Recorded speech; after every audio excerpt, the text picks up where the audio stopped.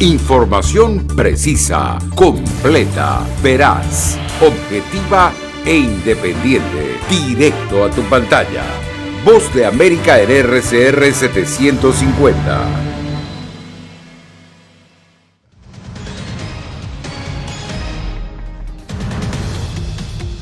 Luz verde para nuevo paquete de estímulo económico. Estados Unidos sobrepasa los 19 millones de contagios de coronavirus. Industria del transporte devastada por la pandemia. Y ante el asolador panorama de la pandemia, pequeño empresario en Nueva York busca alternativas.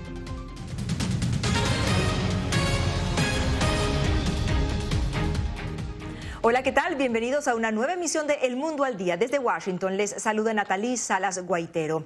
Tras días de especulaciones e intensas negociaciones, el presidente Donald Trump firmó el nuevo paquete de ayuda económica por la pandemia que fuera aprobado días atrás por el Congreso. Esto permitirá que millones de estadounidenses reciban subsidios adicionales y además evita el cierre del gobierno. Nuestra compañera Belén Mora se encuentra con nosotros vía Skype. Belén, ¿qué se espera de la votación de hoy en el Congreso? Se espera que este proyecto de ley no encuentre mayores impedimentos en el Congreso, que está en la Cámara de Representantes dominada por los demócratas. No obstante, el verdadero desafío le espera en el Senado con una mayoría republicana, donde este proyecto de ley sí podría encontrar algunas objeciones. Esta propuesta podría ser tratada tan pronto como el día de mañana, martes, según el senador Chuck Schumer, líder de la minoría en el Senado. Mientras tanto, los estadounidenses tienen un alivio económico. Casi una semana después de que legisladores lograran un acuerdo bipartidista para la aprobación de un paquete de alivio financiero por la pandemia, y a pesar de las críticas iniciales, el presidente Donald Trump firmó este domingo un paquete económico por $2,3 billones. Estoy firmando este proyecto de ley para restituir los beneficios por desempleo, detener los desalojos, proveer asistencia para alquileres, agregar dinero para el programa de protección de cheques de pago, para que nuestros trabajadores de aerolíneas regresen a sus empleos, agregar sustancialmente más fondos para la distribución de vacunas y mucho más. Este incluye $900 mil millones en asistencia por la pandemia y $1,4 billones en recursos para financiar el gobierno federal hasta septiembre de 2021 y evitar así un cierre. La presidenta de la Cámara de Representantes, Nancy Pelosi, celebró a través de un comunicado la firma del proyecto de ley y envió un mensaje al presidente Trump y a sus colegas republicanos a las puertas de una nueva votación este lunes. Ahora, el presidente debe pedir inmediatamente a los republicanos del Congreso que pongan fin a su obstrucción y que se unan a él y a los demócratas en apoyo de nuestra legislación independiente para aumentar los cheques de pago directo a $2,000 que será traído ante el Pleno mañana. Este lunes, legisladores votarán en la Cámara de Representantes un proyecto de ley demócrata para incrementar la ayuda individual para los estadounidenses de $600 a $2,000, algo que el presidente Trump y los demócratas habían solicitado, pero que algunos republicanos cuestionan. El tratamiento de este nuevo proyecto de ley, esta nueva propuesta de ley, no tendría por qué impactar en los primeros cheques que tendrían que empezar a llegar a los estadounidenses tan pronto como en los próximos días. Natalie. Gracias, Belén, y estaremos muy pendientes de la resolución del Congreso sobre cómo quedará entonces este cheque para los estadounidenses. Y el presidente electo Joe Biden afirma que Estados Unidos recobrará el liderazgo histórico mundial. Dice que bajo su administración el país retomará el papel que a su juicio perdió durante la política Estados Unidos primero del presidente Donald Trump. Gonzalo Abarca nos informa.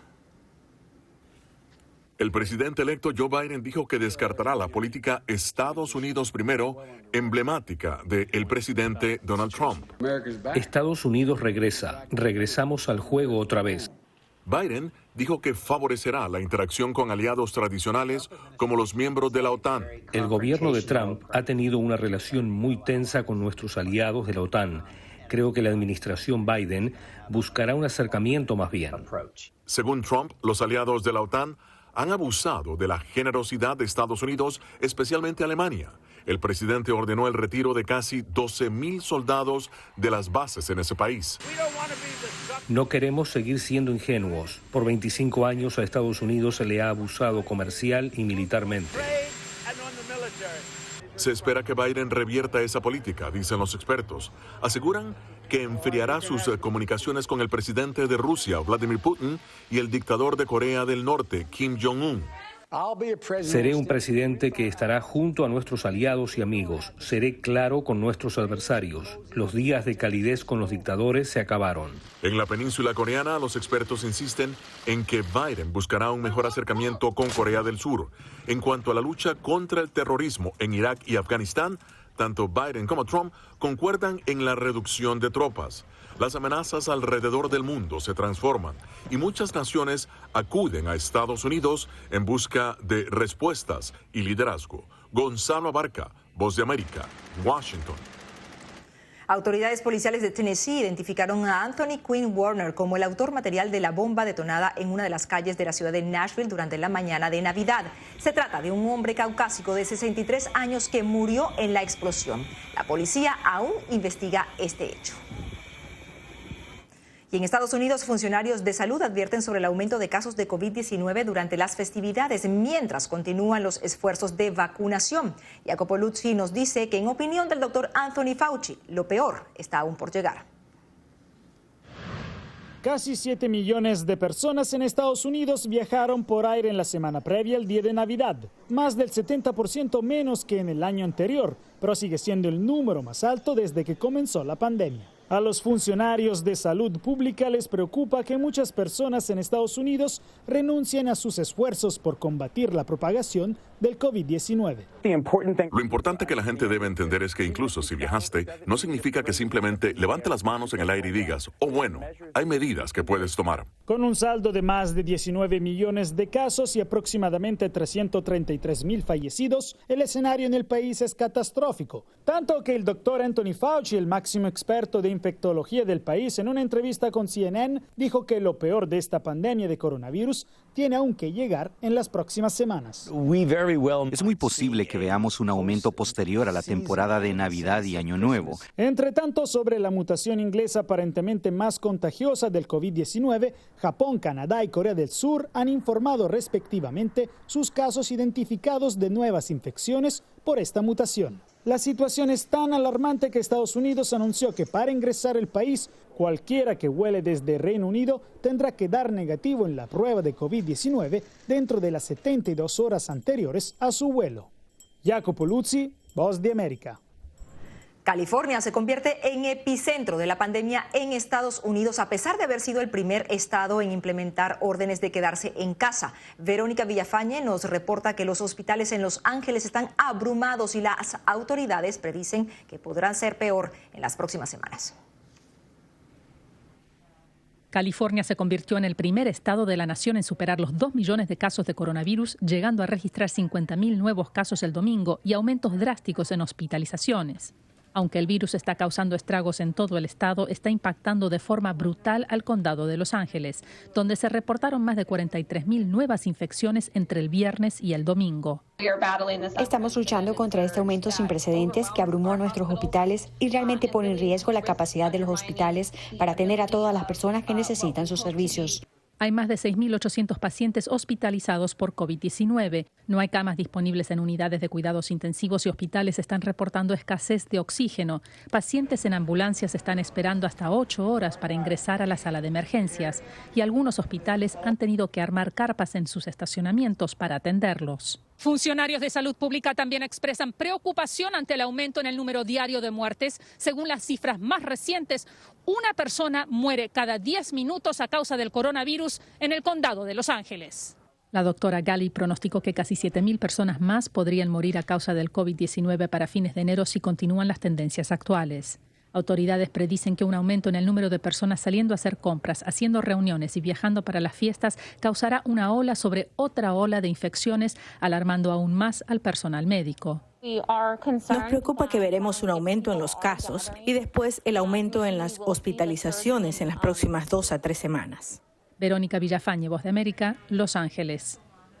Devastada está la industria del transporte terrestre en Estados Unidos. La red de autobuses se desploma a un ritmo vertiginoso, según la Asociación Americana de Autobuses. Alonso Castillo nos dice además que los afectados no solo son quienes pierden el trabajo, sino millones de personas que dependen de este servicio.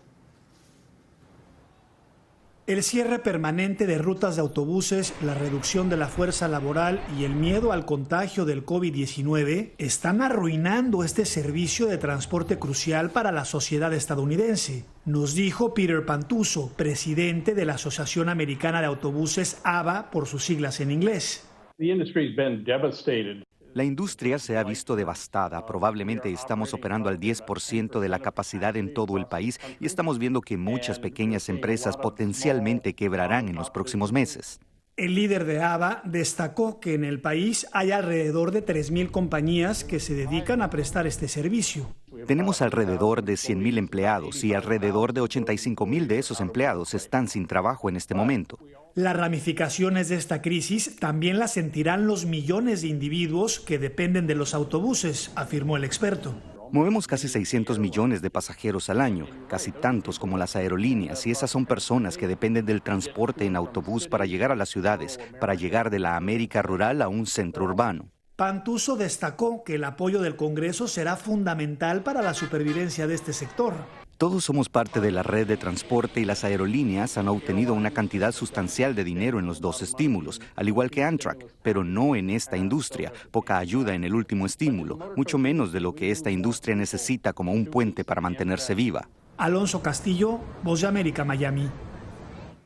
Y el mundo despide al cantautor mexicano Armando Manzanero, quien falleció a los 85 años de edad debido a un paro cardíaco y tras sufrir complicaciones por la COVID-19. El presidente Andrés López Obrador lamentó la muerte del artista, quien será siempre recordado por temas como Adoro y No sé tú, entre otros.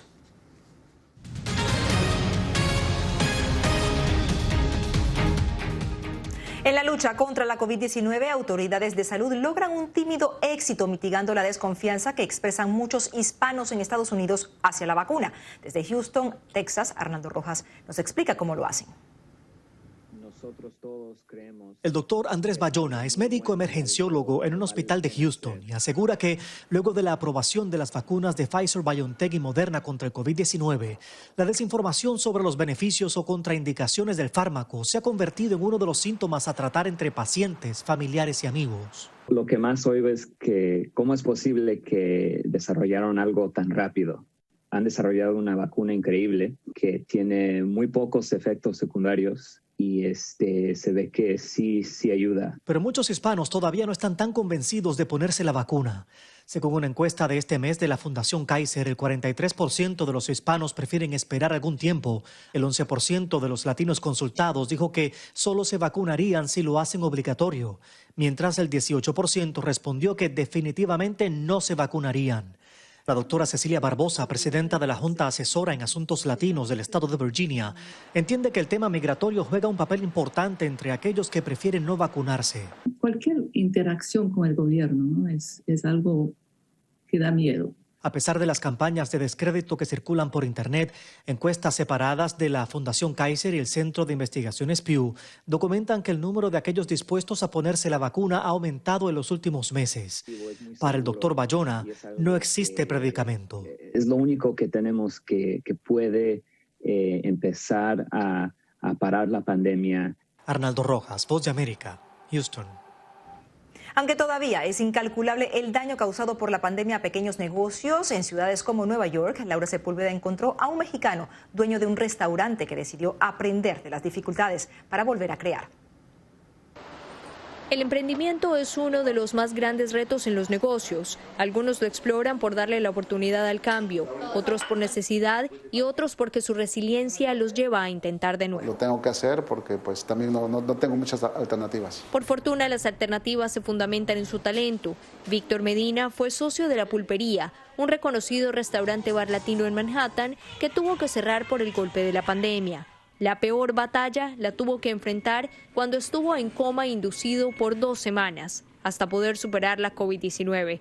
Con nuevas energías, el empresario decidió intentarlo de nuevo. ¿Qué puedo hacer para poder salir adelante? O sea, no puedo abrir una zapatería.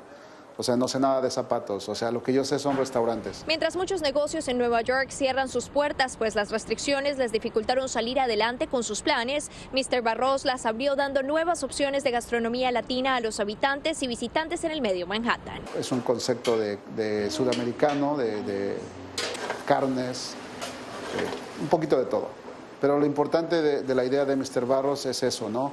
El poder llevar la comida a tu casa. Innovación y adaptación a las nuevas condiciones del mercado se convirtieron en sus mejores aliadas para satisfacer a su fiel clientela. Laura Sepúlveda, Voz de América, Nueva York. Gran controversia ha desencadenado el pronunciamiento del presidente Iván Duque, quien dijo que tan pronto llegue a Colombia la vacuna contra la COVID-19 no será aplicada a los migrantes venezolanos en situación de irregularidad. Yair Díaz nos explica. Todos los programas de vacunación que se anuncian, ¿cuál es la línea prioritaria? Los ciudadanos de un país, los que están afiliados al sistema de salud, los que tienen condición migratoria regularizada. Así anunció el presidente de Colombia, Iván Duque, que los migrantes venezolanos irregulares no serán vacunados contra el coronavirus. Estas declaraciones han desencadenado una avalancha de críticas como la del senador Iván Cepeda, quien asegura que los migrantes deben ser protegidos por el Estado colombiano. Pues deben ser objeto de una protección como lo preceptúan las convenciones internacionales en esta materia. Así que no encuentro ninguna razón válida para negarle a esos ciudadanos la vacuna contra el COVID-19.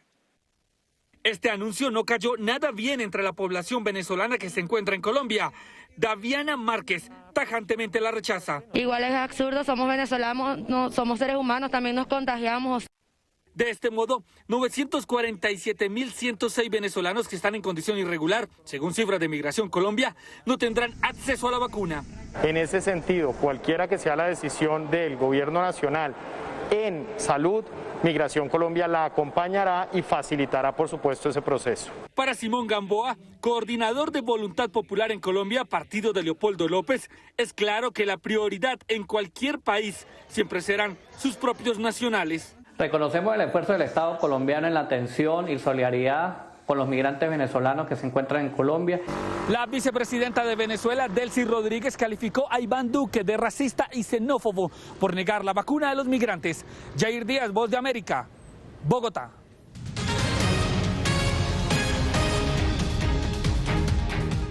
Funcionarios del gobierno interino de Venezuela visitaron un centro de detención de inmigrantes en Miami. José Pernalete nos dice que la comisión pudo constatar la situación de venezolanos detenidos en esas instalaciones.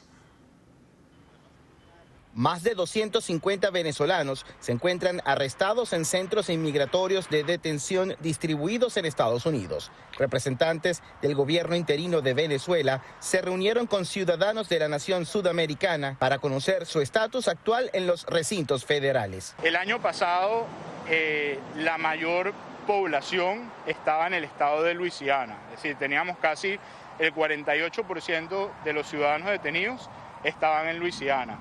Hoy nos sentimos orgullosos de decir que solamente el 11% de estos 257 están en Luisiana. Aquí en Florida tenemos el 29%, están distribuidos en varios centros. El próximo estado que sigue con más venezolanos detenidos es el estado de Texas. En el centro de detención de Broward, los representantes del gobierno interino de Venezuela constataron que no hay ciudadanos de ese país infectados con COVID-19. Además, anunciaron que en enero de 2021 abrirán un registro para canalizar la solicitud en Washington de un alivio inmigratorio para ciudadanos de ese país. Para todos aquellos venezolanos que requieran protección temporal en los Estados Unidos y que requieran permiso de trabajo, requieran legalidad en el país y requieran no ser deportados. En 2019 se contabilizaban 1.100 venezolanos arrestados por asuntos inmigratorios y fueron liberados más de 800 este 2020. José Pernalete, Voz de América, Miami. Y a pocos días de finalizar el año, millones de venezolanos opinan que tienen una calidad de vida deplorable. Muchos incluso analizan la posibilidad de emigrar. Desde Caracas, Álvaro Algarra reporta sobre lo que esperan algunos venezolanos para 2021. Uno de los temas de discusión más común hoy en día entre amigos, familiares y compañeros de trabajo en Venezuela es la posibilidad de plantar nuevas raíces en otras naciones.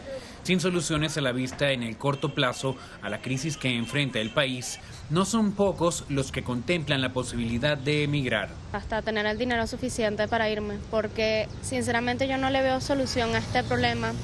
A la lista de posibles exiliados se suman miles de profesionales. Su posible salida del país incrementaría el fenómeno de los cerebros fugados, lo que debilitaría aún más el tejido social venezolano dentro del país.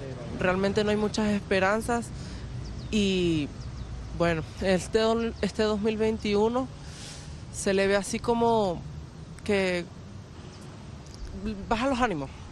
En mi caso yo trabajo de músico y nosotros nos mantenemos del espectáculo, entonces no han habido presentaciones. Algunos insisten en darle chance a la esperanza de que todo va a cambiar. Tal es el caso de Alfredo Mijares, joven recién graduado de ingeniería. Como estudiante lo tuve pensando mucho tiempo. Ahora que ya soy profesional, también lo pienso, obviamente.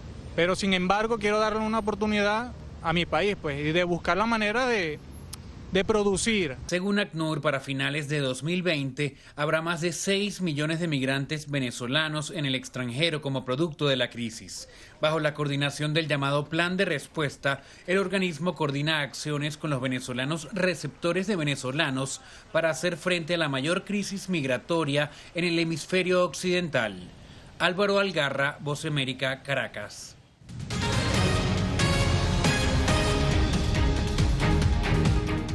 Por tercer año consecutivo, Nicaragua tendrá un diciembre con presos políticos a pesar de las campañas emprendidas para su liberación por parte de la oposición y organismos de derechos humanos. Donaldo Hernández nos tiene los detalles.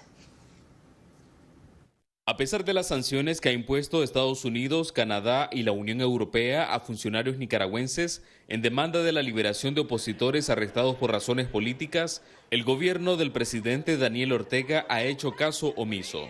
Teníamos la esperanza que con todas las sanciones que tuvimos, más de 20 sanciones en este año en contra del régimen Ortega y sus aliados, tener una respuesta de la liberación de los presos políticos. Roger Reyes, quien es líder territorial de la opositora Unidad Nacional Azul y Blanco, explica que a inicios de diciembre lanzaron una campaña Navidad sin presos políticos, cuyo propósito era la excarcelación de más de 100 activistas. Ortega los ha privado de esta libertad, en algunos casos directamente acusarlos por actos de terrorismo. Para la Unión de Presos y Presas Políticas, la presión de demandar la liberación de los opositores no fue suficiente. Según Alan Gómez, representante de esta organización, la prioridad de la oposición es participar de las elecciones generales del próximo año. La prioridad siempre ha sido ir a elecciones con un criminal de lesa humanidad. Y eso está avalado primero por la comunidad internacional y también por los grupos de oposición. Y aunque las organizaciones de derechos humanos de la ONU y la OEA reconocen que en Nicaragua hay presos políticos, el gobierno asegura que los arrestados son presos comunes que han cometido actos de terrorismo. Donaldo Hernández, Voz de América, Managua. Llegamos al final de esta emisión de El Mundo al Día y nos despedimos con imágenes de los preparativos en Nueva York para la celebración de Año Nuevo. Trabajadores colocan algunos cristales nuevos en la tradicional bola de Times Square que marcará la llegada de 2021 y ya que las aglomeraciones están prohibidas, millones de personas podrán ver su caída a través de la televisión y plataformas virtuales. Les informó Natalie Salas Guaitero.